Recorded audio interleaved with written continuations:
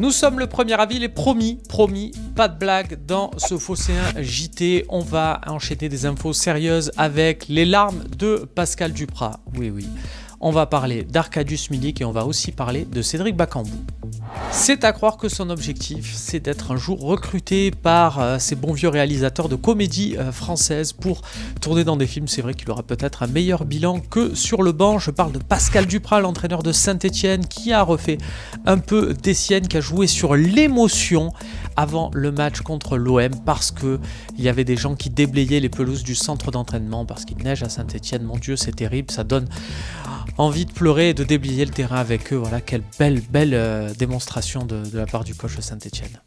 On revient à l'actualité olympienne avec Arkadiusz Milik qui pourrait rester à l'OM en cas de qualification en Ligue des Champions, qui pourrait donc partir en cas de non-qualification en Ligue des Champions. On le prend comme on veut. Une info qui n'en est pas une puisqu'on sait que de toute façon l'international polonais est prêté pour 18 mois avec option d'achat par Naples.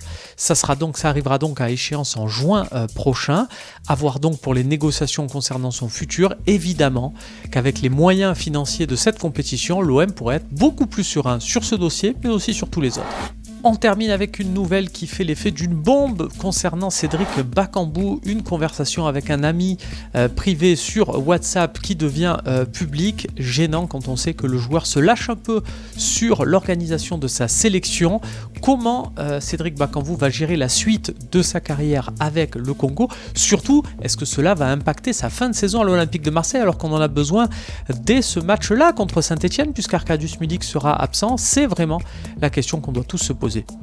Vous le savez, l'actualité de l'OM ne s'arrête jamais. Alors si vous voulez faire le tri justement avec ces poissons d'avril et les vraies bonnes infos, une seule solution, les réseaux sociaux du Phocéen, Twitter, Facebook, YouTube et Instagram.